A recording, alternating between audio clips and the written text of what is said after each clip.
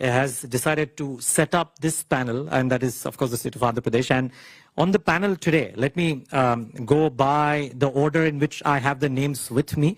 We have Shilpa Kolhatkar. She's Global Head of AI Nations at NVIDIA. And it's a delight to talk to her, of course. Professor Daniel Susskind, Senior Research Associate, Institute for Ethics in AI and Associate Member of the Economics Department, University of Oxford from UK.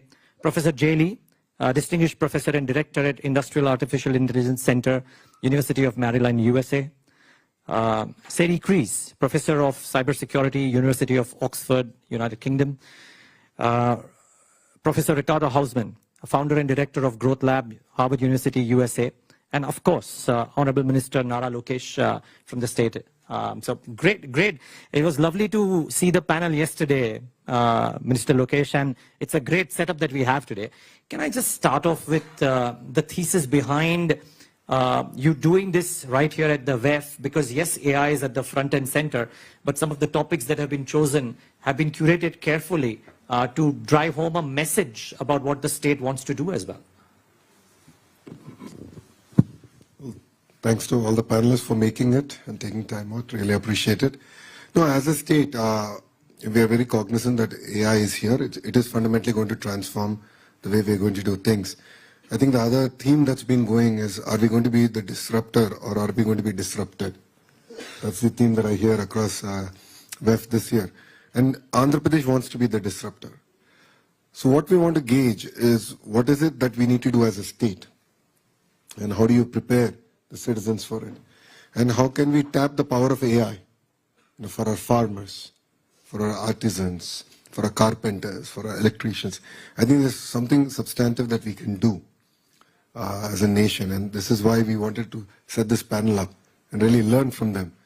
And parallelly, what we're looking at to do in Andhra Pradesh is to actually do an AI university, which is collaborative. We want to bring the industry to lead this entire initiative.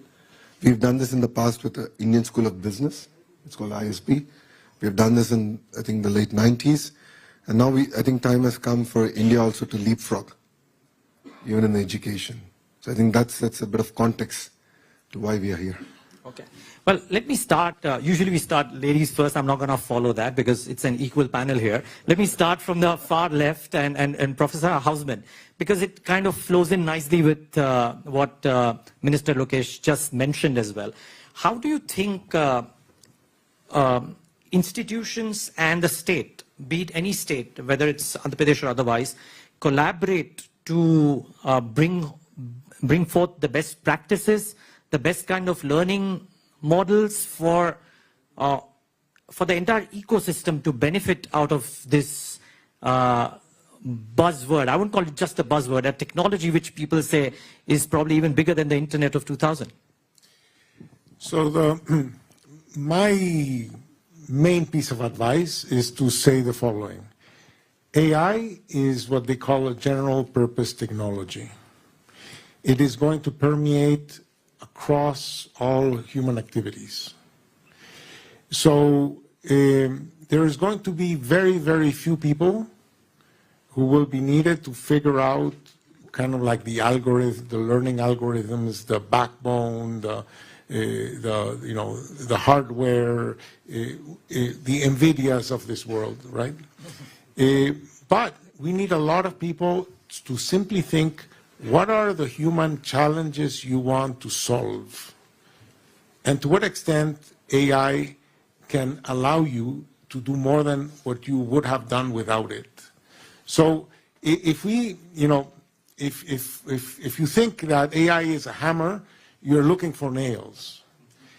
If we focus our attention on the things that really matter to us and be sufficiently cognizant of AI, we will be able to find killer apps for AI that have yet to be developed.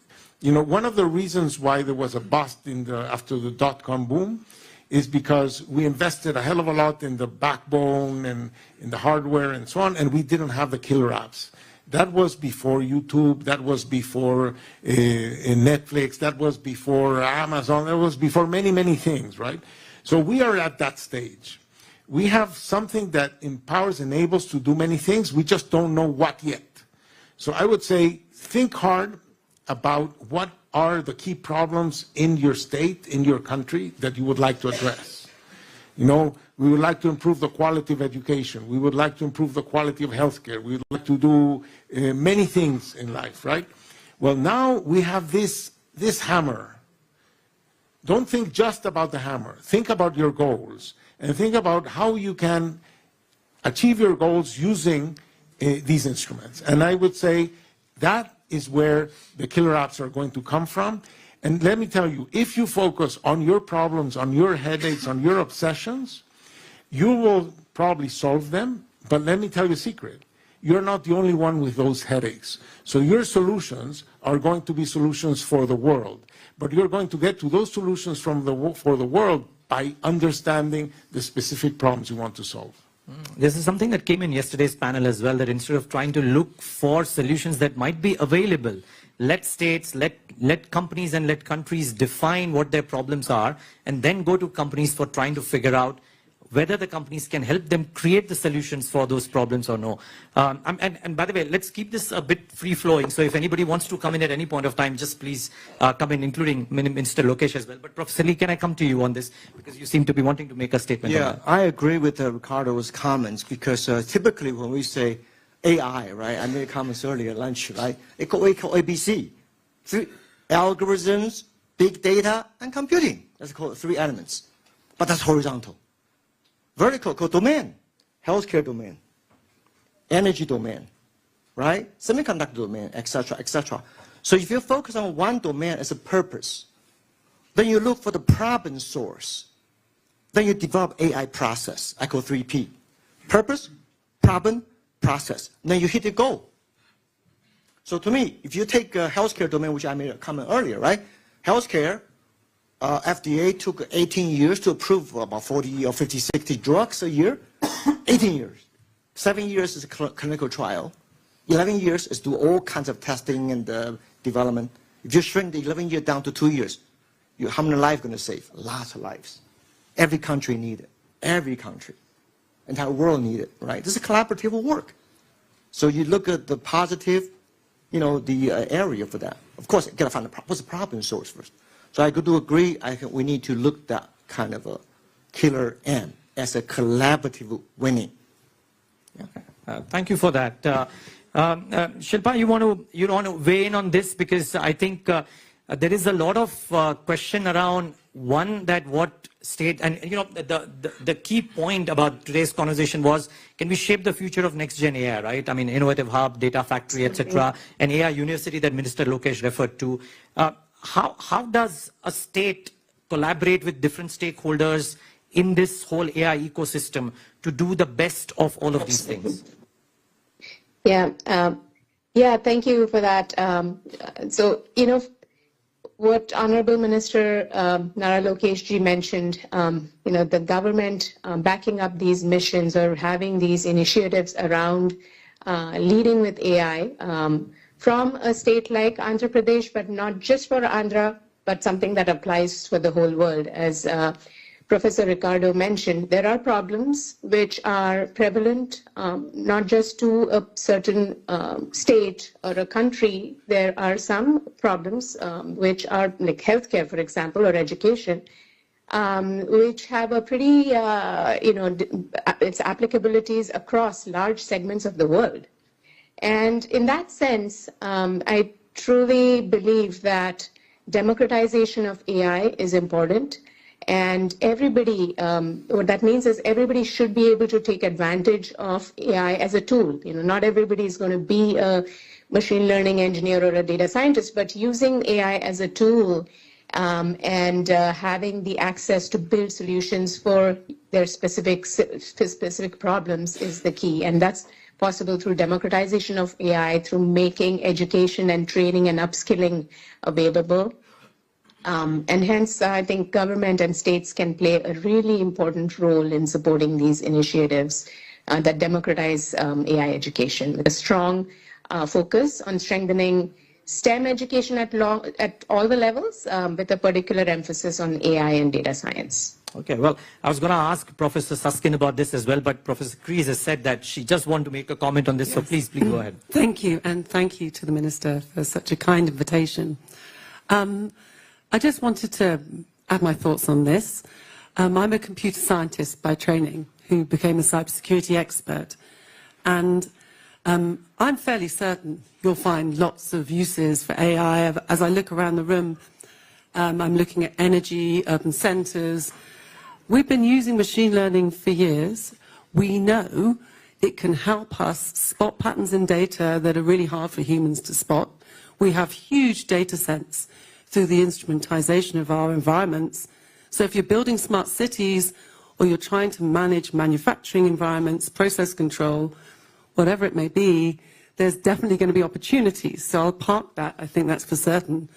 I just wanted to come in on the educational piece and to urge you to think about a principled way of building the workforce of the future, and it's one that I benefited from as a computer scientist, and it's this. Teach our workforce transferable technology skills. So when I was taught computer science, I didn't attend a class to learn a coding language. I attended classes to learn how to write good code that works as it should do, efficient code.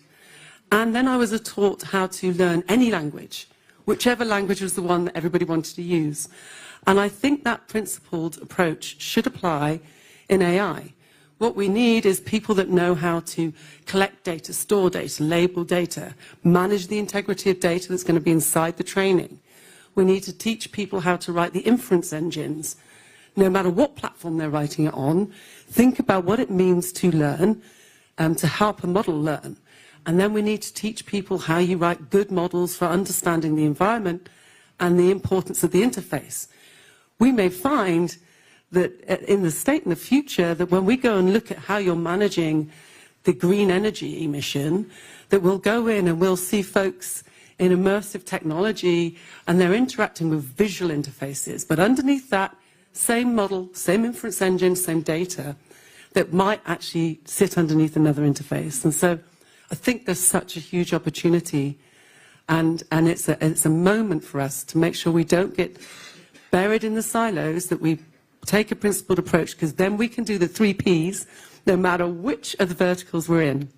Yeah, and Minister Lokesh, I would like to you to come in on this, but after a comment from Professor Susskind, because he looks at this argument closely, if I'm not wrong, and I would love to understand from you, because something that I was talking to Professor Kreese about, that the pace of development in this field is so rapid.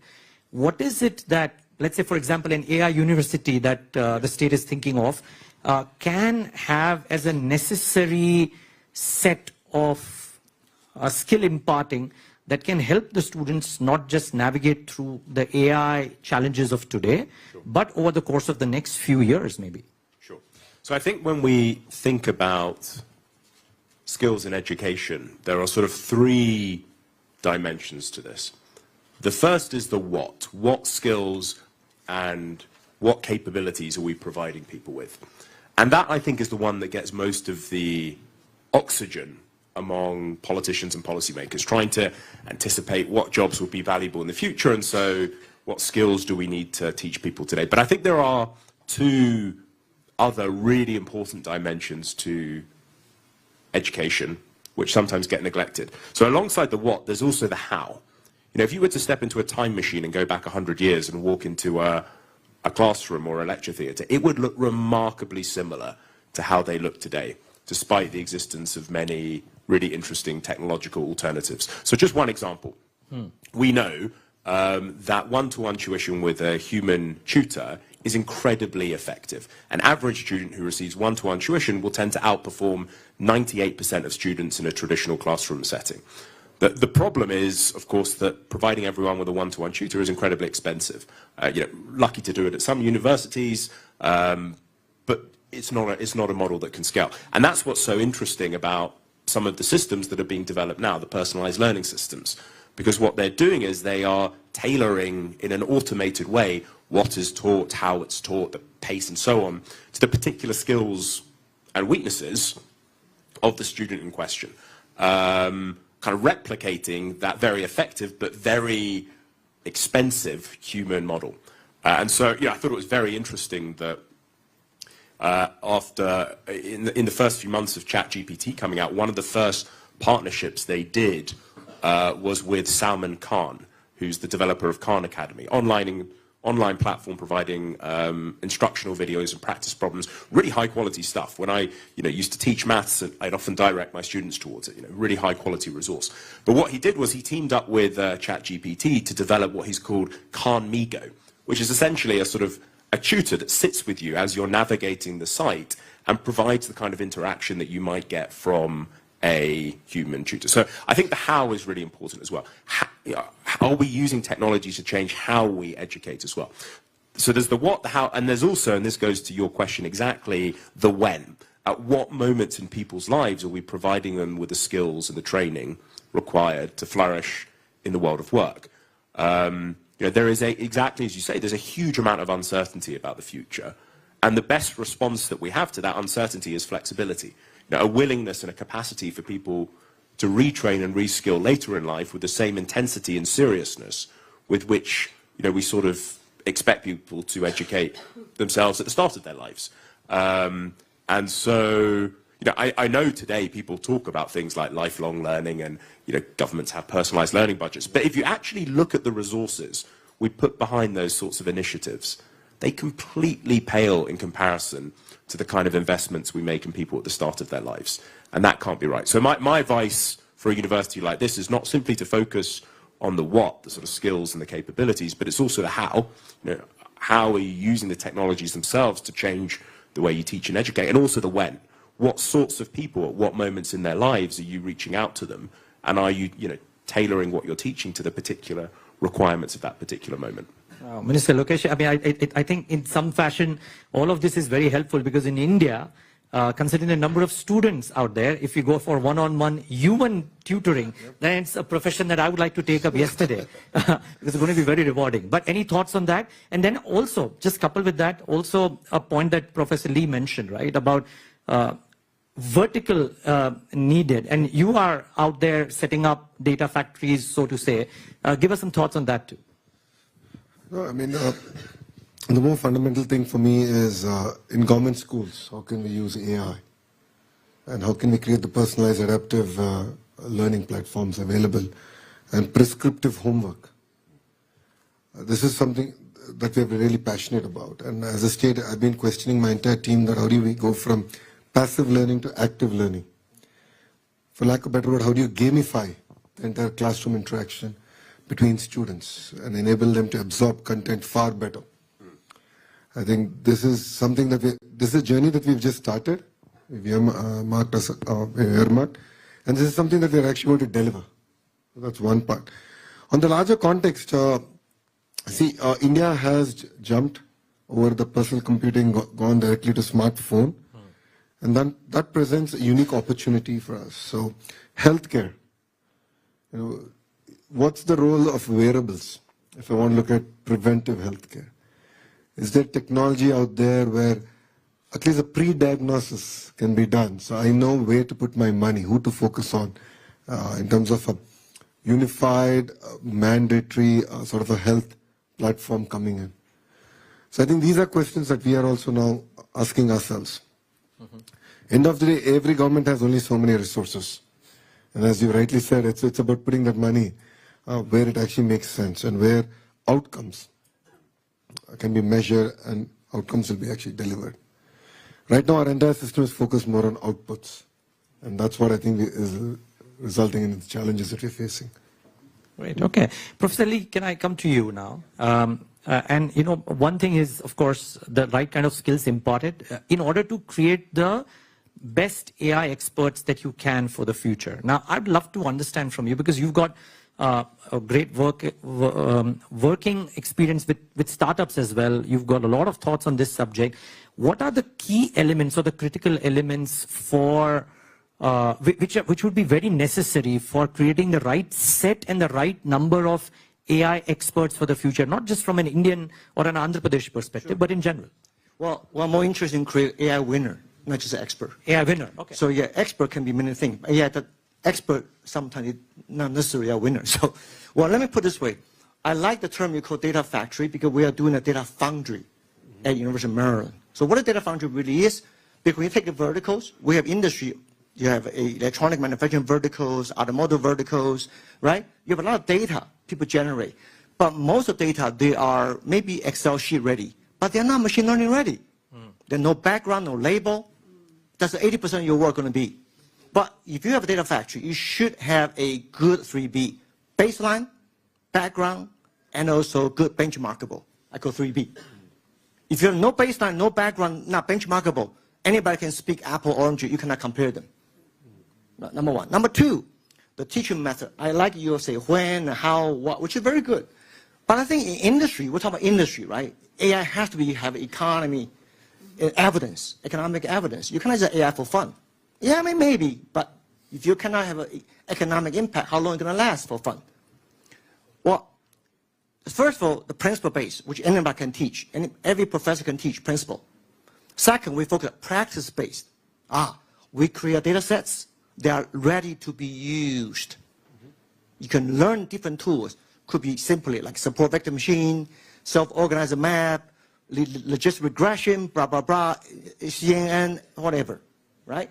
But third, problem-based. After you learn how to use the data, hey, go back to your own problem.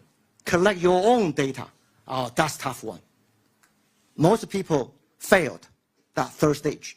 I don't know what data. This is a company CEO. Hey, give me the data. What? I hire you to get data yourself. Yes, go hunt data. Nobody teaches them how to hunt data. Most people wait for their data coming.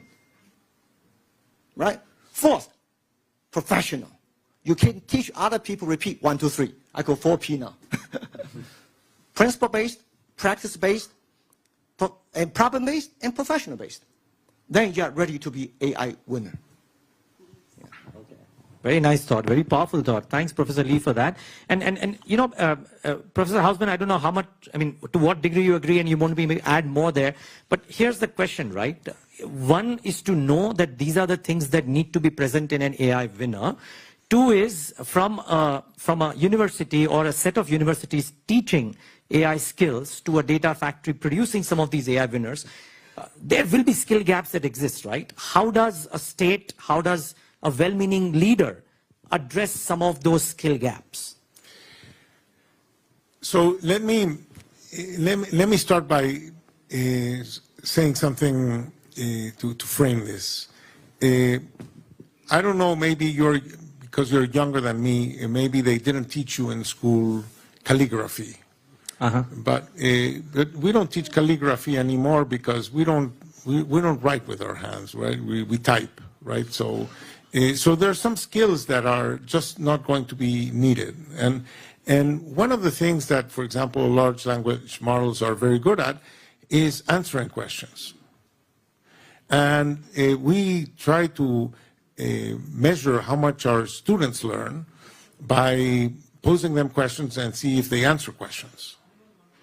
And we do that even in our PhD programs. During the first 2 years of the PhD program, they take courses, we ask questions, and they have to answer questions. But after they finish their courses and they have to do a thesis, the problem that they face is no longer how to answer questions. It's how to ask questions, right? And it is in the, finding the right question, right?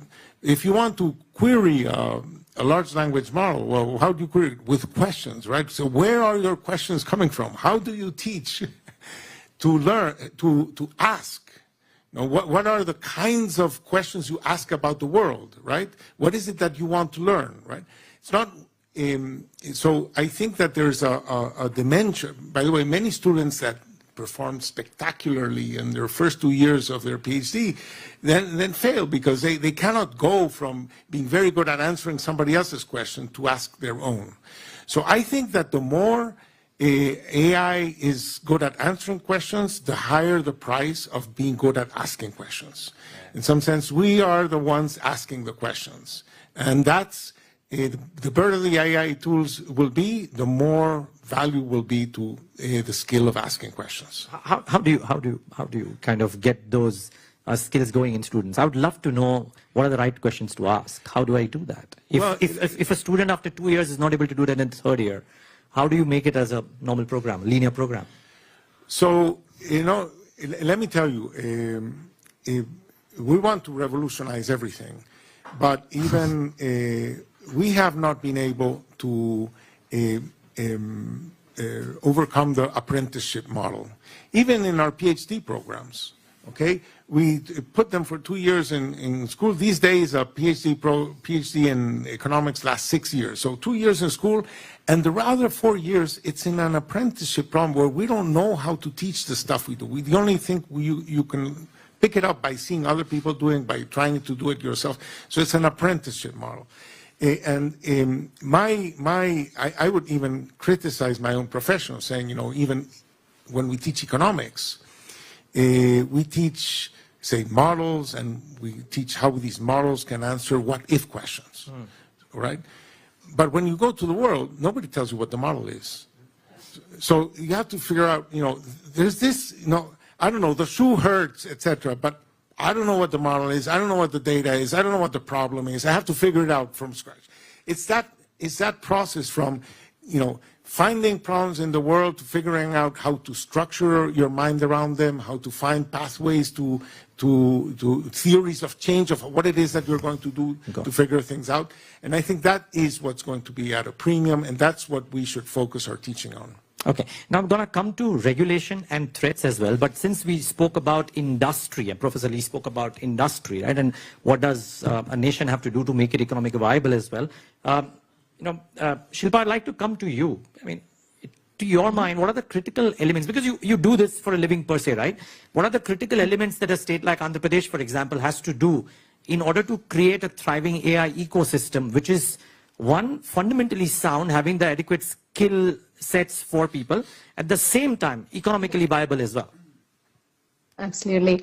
Yeah, and as Minister Lokesh ji mentioned, the most essential thing is around outcomes. What outcomes is the nation trying to solve? So that is at the highest level. But what enables that, the ingredients that enable those outcomes, what make the nation an AI nation, is having a skilled workforce, having that ecosystem of entrepreneurs, of VCs, of researchers who can basically, create AI. Eventually, it is also about the access to compute. So to enable those data factories, those AI factories, which is essentially around the production of AI, it is important to think about it that you need the business ecosystems, the data, the infrastructure, the skill set in the workforce that can enable that factory, that can enable that production. I truly believe, like India, with its large talent pool and growing tech sector, can indeed play a very pivotal role, not only for itself, but for the global AI landscape there.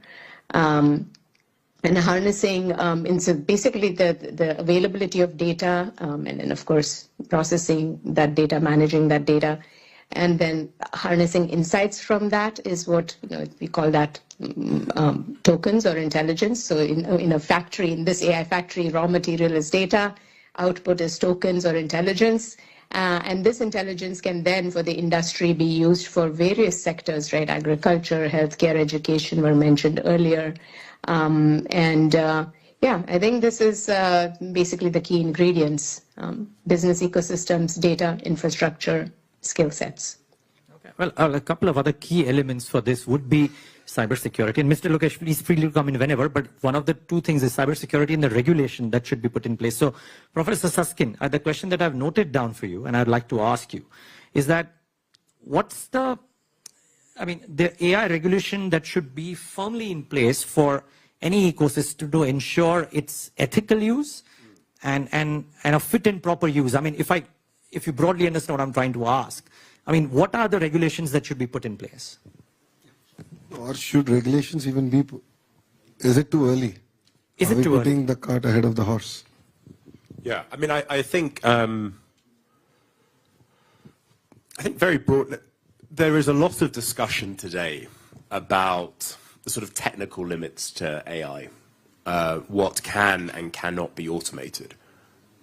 But I think, and you know, every day we're told stories of new tasks and activities that these systems can take on, making medical diagnoses, composing jokes, writing legal arguments, designing buildings. You know, it's a sort of bafflingly impressive list. But I think we spend not enough time focusing on not the technical limits, but the moral limits, not what these technologies can and cannot do, but what they should and should not do.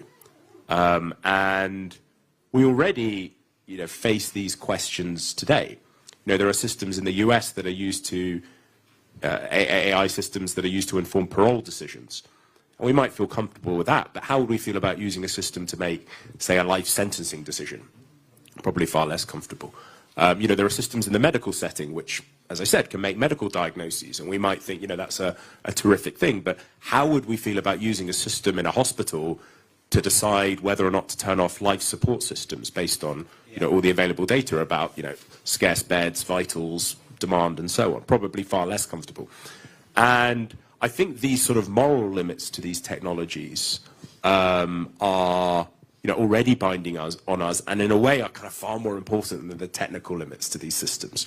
And it's these kind of moral limits that need to be reflected in the sort of regulatory regimes that we design. But exactly as you say, the challenge is that these technologies, you know, we are regulating. If we attempt to regulate, we are going to be regulating something that we don't quite know what it looks like. And you only need to think about all the different ways in which the generative systems of the last few years have taken us by surprise in terms of what they can and cannot do to recognize the sort of immense scale of the challenge. Okay. So, Professor Kreis, if we do this and try to put regulations, are we putting the cart before the horse or no? And part two, because you look at cybersecurity so closely, right? I was talking to Dr. Dorit Dor of Checkpoint earlier today, and she was of the belief that while there is a 44% rise in cyber attacks across the world in 2024, AI would only enhance the possibility of these in the future as well. And there's a possibility to defend as well via use of AI. So both these questions to you. Gosh, they're both really hard to answer, so I will do my best.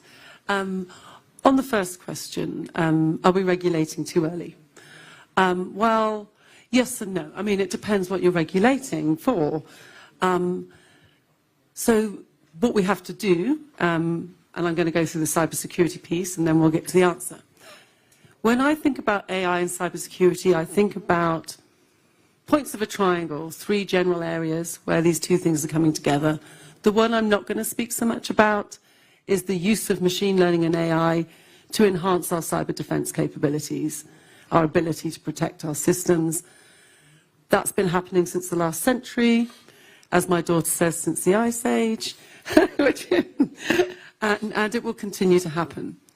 Thank goodness, because we're going to have to match up to some pretty voracious and strong attacks. So we'll talk about that.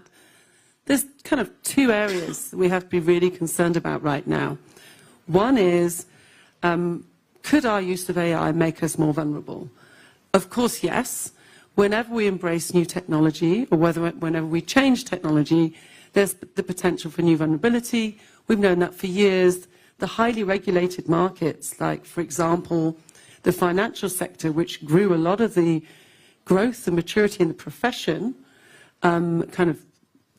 before 2010, in the early 2000s, since before the term cybersecurity, when we were all working in information assurance, inside those regulations and good practices, we did things like make sure if you have a big system upgrade, you're going to test it, you'll pen test it. This is security testing, this is looking for vulnerability. All of those good things we see translating into the recommendations for good practice around security of AI. But there's some challenges for us. There's something very different about the way in which machine learning and AI works. We know that they're inherently vulnerable, and we can see in the security research community, both in industry and academia, and in government, examples of how people are managing to compromise systems, either via the training data or via the inference engine or via the model. Once this stuff's in use, of course, your operational security head will be thinking about insider threats, people just conventionally being able to get access and modify, sabotage systems. What can they then do with that? So we have a challenge. Some of these vulnerabilities are new, and they're an evolution of an old type, but the way in which we bring them about and consider whether they can be exploited to do us harm, that's knowledge we're learning, and we're learning fast. Some of the work that's out there exploring the general framework of vulnerability, which could help all of us procure AI, driven by our appetite for risk or risks we want to avoid, that's showing us that there are similarities across different kind of models and machine learning. So that's really interesting in terms of vulnerability. So you can have a very different machine learning problem, a different vertical, different technology solution, and yet they're vulnerable to a similar attack. Okay, so that's positive in that whatever we do to develop protection is translatable. Negative in that the attacker community, therefore, might only need to learn one kind of attack tool, one weaponization strategy, and attack multiple sites. So that's the other corner of the triangle. What's this doing to the toxicity of cyberspace in which our organizations are going to operate? And that's worrying because machine learning has been used for years, on and off, to enhance attacks. And what we're seeing in the advent, the big investments happening in large language models is, of course, opportunities for attackers to predict our vulnerability better, because they can predict more about us as humans and the way in which we live. And if you can do that, you can target people, and often people are the way into the enterprise. But you can possibly also use this stuff to understand our playbooks, how we defend our enterprises. And if you can do that, and you can predict what I'm going to do to defend myself, then maybe you can influence me to do something else, which makes me vulnerable in a different way.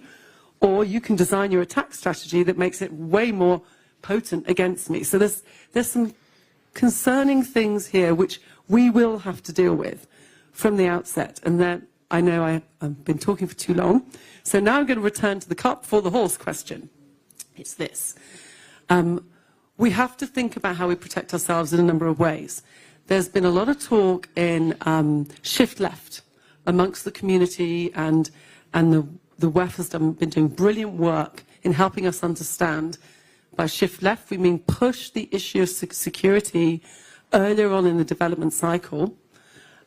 Shift left for you, which means security by design in every way. But then what we have to do is not just stick with shift left, we have to expand right and do way more in terms of operational security around the stuff when it's in place, in practice. Otherwise, someone's going to hack your system and cause you a big problem. And then you have to kind of constantly repeat, because these things are changing so fast. And the organization is changing fast in terms of what it wants to do. The threat environment's changing really fast. And then the AI technology business is going to bring about massive change. And you know what? We're going to be collecting all sorts of new data we never thought we were going to. And our staff are changing fast. So probably there is something right now in that process, how we're going about doing security by design, embedding as much prevention of vulnerability as we can. Maybe there's something that could be done there. That would not be cart before horse in my mind. But this whole question about how you use things like regulation really needs embracing in the context of this fast, dynamic cadence that we're going to need. It's going to need more than that, right? We're going to have to build norms of behaviors. We're going to have to think about how we get business leaders totally engaged to build cultures in organizations that are inherently secure and resilient inside their DNA and the way people are thinking, because we won't be able to keep pace if we are solely focused on things like law and regulation and things like that. Okay. We have last 3 minutes, and before I ask the final question to Minister Lokesh, anybody else wants to weigh in on the threats? Because we've spoken enough about this, but otherwise, Mr. Lokesh, my last question is to you. India has this AI mission, government of India, right? Compute capacity for the country. Some thoughts on that, and of course, how is the state collaborating with the center in order to help or do all of these things? I mean, India's AI mission is the first step in the right direction, but I think we need to do a lot more. Of course. No second thoughts about it. I mean, that's why we have the panel here, because I wanted to hear from the experts on how should a state in India transform its entire approach to education, apart from creating a temple of excellence of higher learning and AI university. Apart from that, how do we transform education fundamentally? And how do I create next generation job creators and job seekers for jobs that we don't know? And that for me is fundamentally scary. And that's the thing that we are sort of grappling with as a state. And I think that's what also makes it very exciting for us. India has been a biggest beneficiary of the Y2K. Way back in 2000.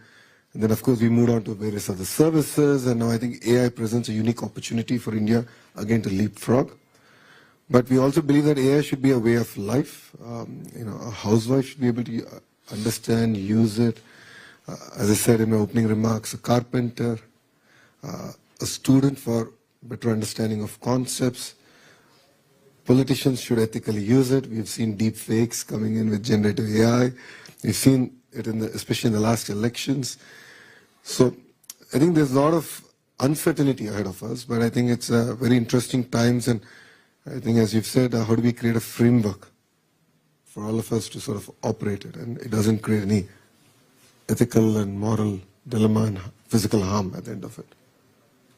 Powerful thoughts here from a lot of answers that have come in for what a state can do, collaborating with other stakeholders to create the next generation AI winners. Professor Lee, I use that term very carefully now. But to all of you, thank you so much for joining in today and giving us your thoughts. Really appreciate your time. Shilpa, thanks so much for joining virtually as well. Great having you. Right. Thank you very much. Yep, and everybody, thanks for joining. A round of applause for the panel, please.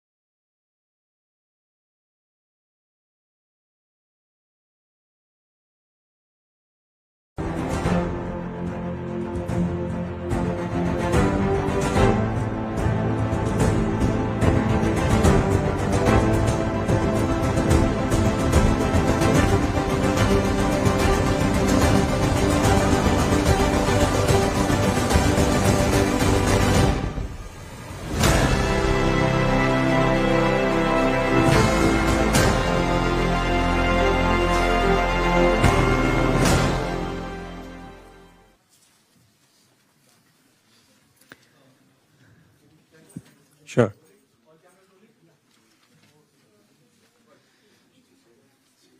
Kshitij, we'll have Shilpa coming in the backdrop. Perfect. Okay. Oh yeah, there's it. Okay, great. Well, hello everybody, and thanks so much for joining in. My name is Neeraj Shah from NDTV, and it's an absolute delight to be moderating this panel because it is arguably the biggest buzzword after Donald Trump in this year's WEF. That is AI, and it's only befitting that the state which is usually taken the lead when it comes to all things technology has decided to set up this panel, and that is, of course, the state of Andhra Pradesh. And on the panel today, let me go by the order in which I have the names with me. We have Shilpa Kulhatkar. She's Global Head of AI Nations at NVIDIA, and it's a delight to talk to her, of course. Professor Daniel Susskind, Senior Research Associate, Institute for Ethics in AI and Associate Member of the Economics Department, University of Oxford from UK. Professor Jay Lee, Distinguished Professor and Director at Industrial Artificial Intelligence Center, University of Maryland, USA. Seri Kreis, Professor of Cybersecurity, University of Oxford, United Kingdom. Professor Ricardo Hausman, Founder and Director of Growth Lab, Harvard University, USA. And of course, Honorable Minister Nara Lokesh from the state. So great. It was lovely to see the panel yesterday, Minister Lokesh, and it's a great setup that we have today. Can I just start off with the thesis behind you doing this right here at the WEF? Because yes, AI is at the front and center, but some of the topics that have been chosen have been curated carefully to drive home a message about what the state wants to do as well. Thanks to all the panelists for making it and taking time out. Really appreciate it. No, as a state, we are very cognizant that AI is here. It is fundamentally going to transform the way we're going to do things. I think the other theme that's been going is, are we going to be the disruptor or are we going to be disrupted? That's the theme that I hear across WEF this year.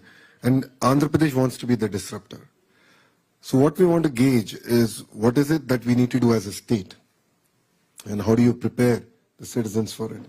And how can we tap the power of AI for our farmers, for our artisans, for our carpenters, for our electricians? I think there's something substantive that we can do as a nation, and this is why we wanted to set this panel up and really learn from them. And parallelly, what we're looking at to do in Andhra Pradesh is to actually do an AI university, which is collaborative. We want to bring the industry to lead this entire initiative. We've done this in the past with the Indian School of Business. It's called ISB. We've done this in, I think, the late 90s. And now I think time has come for India also to leapfrog, even in the education. So I think that's a bit of context to why we are here. Okay. Well, let me start. Usually we start ladies first. I'm not going to follow that because it's an equal panel here. Let me start from the far left and Professor Hausman, because it kind of flows in nicely with what Minister Lokesh just mentioned as well. How do you think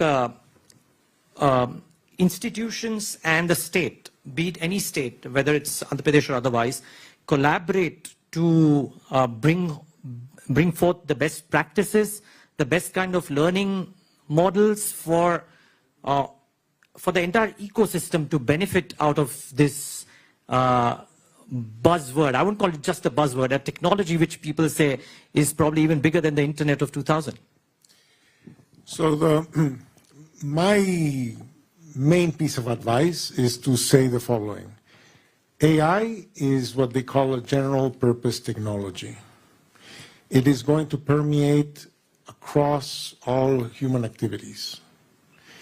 So there is going to be very, very few people who will be needed to figure out kind of like the algorithm, the learning algorithms, the backbone, the hardware, the NVIDIAs of this world, right? But we need a lot of people to simply think, what are the human challenges you want to solve? And to what extent AI can allow you to do more than what you would have done without it. So if we, if you think that AI is a hammer, you're looking for nails.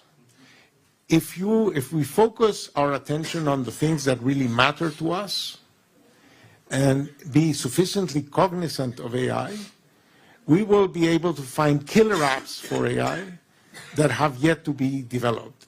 You know, one of the reasons why there was a bust after the dot-com boom is because we invested a hell of a lot in the backbone and in the hardware and so on, and we didn't have the killer apps.